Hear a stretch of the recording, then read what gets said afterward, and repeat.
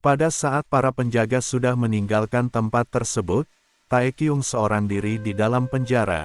Ia menatap ke arah ventilasi udara, sepertinya ada sesuatu di luar. Malam semakin larut, tiba-tiba ia merasakan kehadiran seseorang, dan ia mencoba memanggilnya. Pendengar, tampak terlihat seseorang yang misterius di luar di dekat ventilasi. Orang itu merespon perkataan Taekyung, dengan berkata pembicara, sepertinya itu adalah kode percakapan rahasia dari mereka.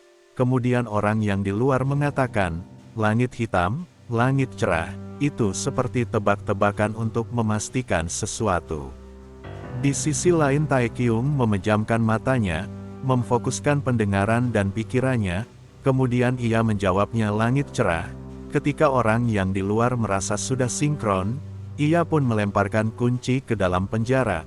Taekyung seketika melihat dan mengambilnya. Taekyung mulai memperhatikan dinding penjara, sambil merumuskan sesuatu, dan menghitungnya. Ternyata di tembok itu terdapat sebuah kunci, yang mana itu adalah untuk membuka lorong rahasia. Sepertinya rencana klan Moyong benar-benar matang, meskipun jika mata-matanya tertangkap, mereka sudah memikirkan agar mata-matanya bisa lolos. Di belakang ruang penjara, terlihat seseorang sedang berjalan. Sepertinya orang itu adalah orang yang memberikan kunci pada Taekyung.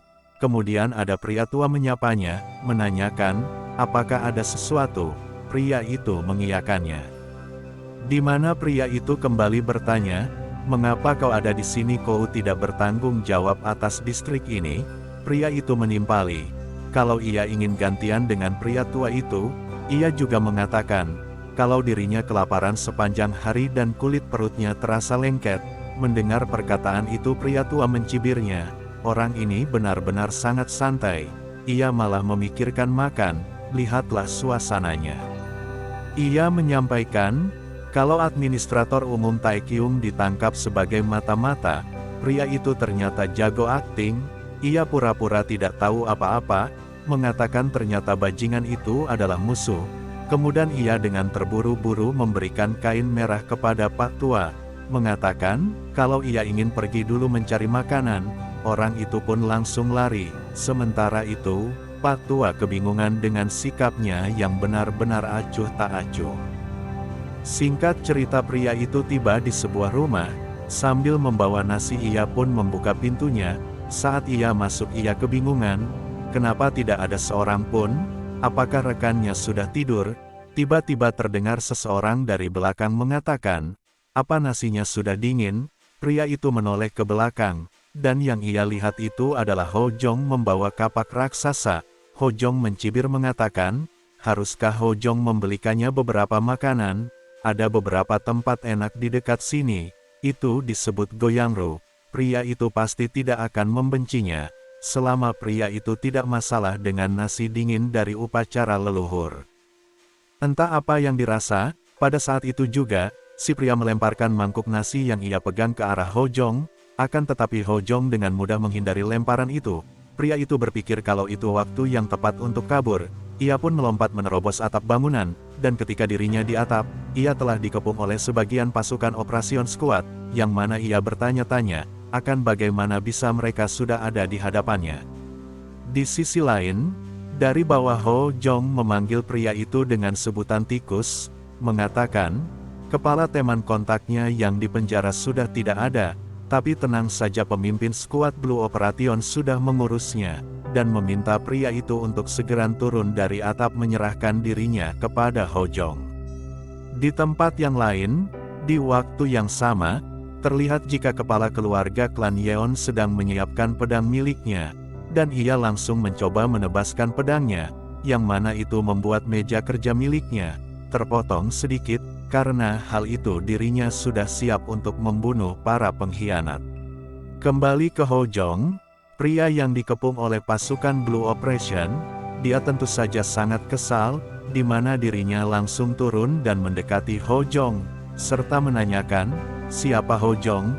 Di sana Ho Jong menimpali dengan nada ejekannya, apa ia tidak mengenal tuan muda saat ia melakukan pekerjaan? Pria itu balik menimpali, yang dikatakan Ho Jong hanyalah omong kosong. Apa yang terjadi pada bayi yang tumbuh dalam rumah kaca? Apakah Ho Jong mengatakan kalau Ho Jong memiliki pengetahuan tentang infiltrasi, kontak, dan bahkan eksekusi? Ho Jong sambil menggaruk kepala mengatakan, jika pria itu tahu rumah kaca yang Ho Jong tempati. Tidak, Ho Jong menarik kata-katanya, dan mengganti, haruskah Ho Jong mendengarkan suara mencicit tikus sekarang? Ho Jong menurunkan kapak besarnya untuk menggertak pria itu, dan menyuruhnya untuk berlutut. Bukannya menuruti apa kata Ho Jong, pria itu melesat menyerang ke arah Ho Jong dengan aura ki yang ia miliki. Ia memberikan pukulan bertubi-tubi dengan beringas ke arah Ho Jong. Akan tetapi serangan itu hanya sia-sia, serangan itu sangat mudah untuk Ho Jong hindari. Di saat berikutnya Ho Jong mencoba menahan dengan senjata miliknya, namun hal itu tidak membuat si pria mengurungkan niat menyerangnya untuk berhenti menyerang. Namun lagi-lagi Ho Jong dengan mudah memblokir serangan pria itu. Merasa serangannya tidak ada yang mengenai Ho Jong, membuatnya merencanakan sesuatu. Di dalam benaknya ia berpikir, ia akan menyerang. Ho Jong tidak mungkin tahu tentang racun dalam kukunya.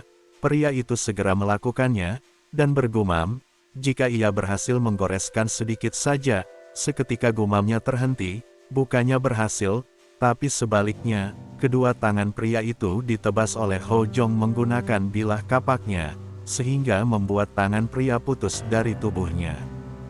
Sontak hal itu membuat si pria bengong dengan apa yang telah terjadi, ia pun langsung mengerang kesakitan yang sangat luar biasa. Tapi di sana Ho Jong tidak berhenti di situ, ia mengatakan, pria itu bahkan tidak mundur setelah nasibnya diputuskan. Sepertinya pria itu sangat percaya diri pada orang di belakangnya. Yang dimaksud Ho Jong adalah orang yang menyuruhnya. Dengan kasih sayang yang sangat tulus Ho Jong pun mengakhiri kehidupan si pria itu. Hal itu membuat darah segar keluar yang diiringi teriakan penderitaan.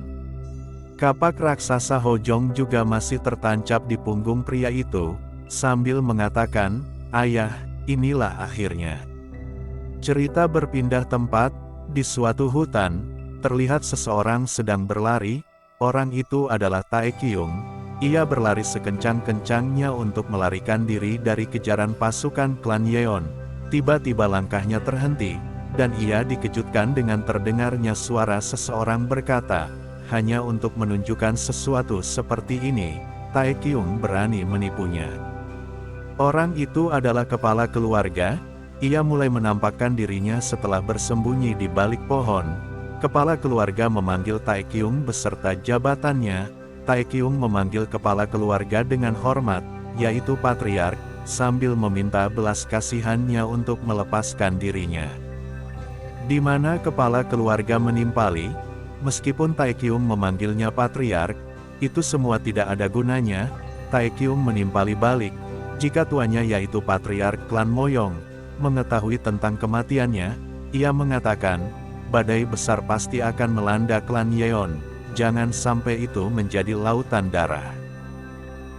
Dengan sangat santai kepala keluarga menjawab, tenang saja, semua yang menyusup sudah diatasi oleh skuad Blue Operation, jadi tidak ada lagi yang akan menceritakan tentang kematian Tae Kyung. Terlihat sekarang, pedang milik kepala keluarga diselimuti aura ki miliknya, juga disertai pantulan wajah Tae Kyung yang sangat ketakutan. Kepala keluarga meneruskan, semuanya sudah disingkirkan, itu adalah berkat kemampuan putranya Ho Jong, dan Tae Kyung terlalu meremehkannya. Tae Kyung dalam keadaan takut yang luar biasa mengingat ketika ia berbincang bersama Ho Jong, dalam benaknya berpikir, bocah itu, gara-gara Ho Jong, penantian 10 tahunnya menjadi sia-sia. Kepala keluarga menatap dengan tatapan serius menanyakan, apakah Tae Kyung mempunyai permintaan terakhir sebelum ajal menjemputnya? Pada saat itu Tae Kyung mengeratkan giginya. Ia sangat kesal kepada Ho Jong, dan di akhir hidupnya mengejek Ho Jong dengan mengatakan, Yeon Ho Jong kau seperti anjing. Sesudah Tae Kyung berbicara seperti itu, pada saat itu juga kepala keluarga menebas lehernya, sehingga terpisah dari badan Tae Kyung.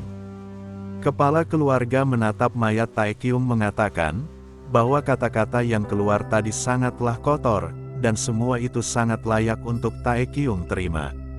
Waktu berlalu, 5 hari kemudian, setelah kejadian itu, di kediaman klan Yeon, terlihat para penjaga melakukan pengamanan yang lebih ekstra. Di halaman juga terlihat banyak penjaga yang membersamai potongan tubuh para mata-mata yang sudah binasa. Salah satunya adalah kepala dari administrator umum Taekyung. Di sisi lain, seperti biasa kepala keluarga menikmati sunyinya malam, ia mengingat percakapan dengan putranya. Pada saat itu, Ho Jong mengatakan, itu pasti klan Myong dan klan Moyong bekerja sama. Kepala keluarga menanyakan, kenapa alasan Ho Jong berpikir seperti itu. Ho Jong mengatakan bahwa ia tidak bisa memberinya sekarang, namun ia sangat yakin. Di sisi lain, Ho Jong berlatih dan terus berlatih tanpa henti. Sekarang ia berlatih menggunakan senjata barunya. Sejenak ia memejamkan matanya, mengingat penjahat yang menghabisi keluarganya. Ia tidak bisa melupakan kejadian itu sebelum dendamnya terbalaskan. Ho Jong bergumam, klan Myong dan klan Moyong, mereka mengincar klan Yeon, klan Myong yang membesarkan pedang pembunuhnya. Sementara itu klan Moyong yang menanamkan mata-matanya. Ho Jong mesti merasakan duka yang mendalam, tatkala ayah dan adiknya tewas oleh para penjahat. Juga klan Yeon diporak-porandakan. Kemudian Ho Jong membuka matanya bergumam, jika sekarang adalah giliran mereka. Ia mengeluarkan hasrat balas dendam yang sangat membara, dan meneruskan latihannya, mengayunkan senjatanya ke sana kemari. Pada saat selanjutnya, Ho Jong berjalan menuju gerbang utama. Ia mengajak Daeksang untuk segera pergi.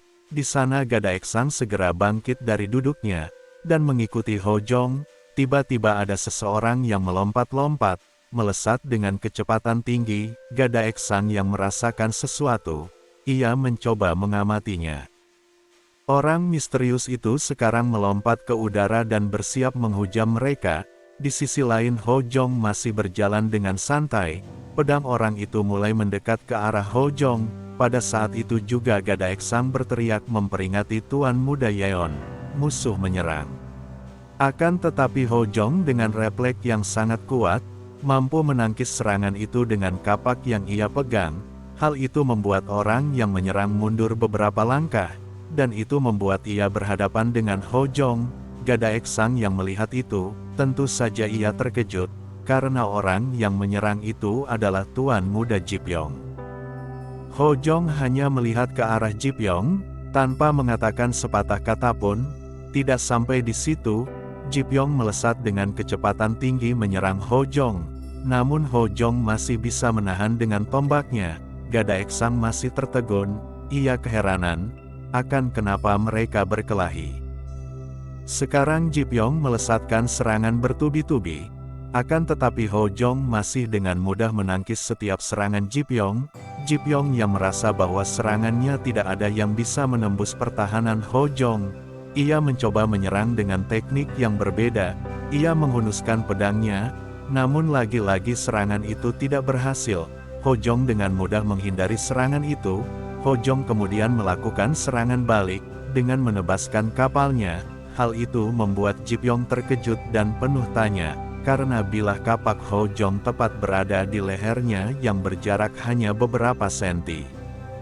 Serangan yang dikeluarkan Ho Jong ternyata bukan serangan biasa. Efek dari serangannya menghembuskan angin dengan jarak yang sangat jauh. Ji Pyong yang menyaksikannya tidak menyangka, kalau kakaknya sehebat itu.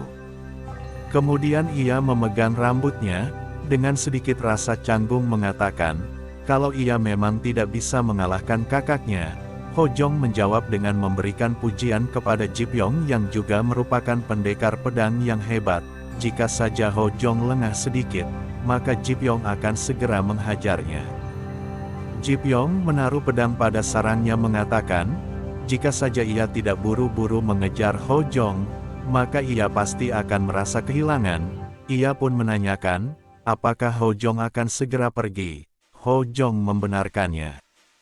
Ji Pyong dengan perasaan penuh kasih sayang menatap kakaknya, meminta kakaknya untuk mengatakan sesuatu sebelum kakaknya pergi. Sambil hatinya bergumam, ia juga menginginkan kebersamaan.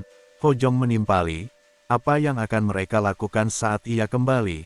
Namun dalam benak Ho Jong berpikir, tapi mulai dari sekarang, jalur yang ia ambil adalah jalur iblis. Hal itu ia lakukan karena tidak ingin kalau Ji Pyong mengalami seperti kehidupan sebelumnya.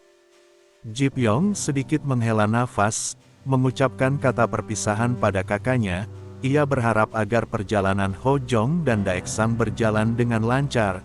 Ho Jong dan Daeksang mulai menjauh dari pandangan Ji Pyong, dan pada saat itu juga Ji Pyong bertekad bahwa ia akan mengejar kakaknya dengan tekun.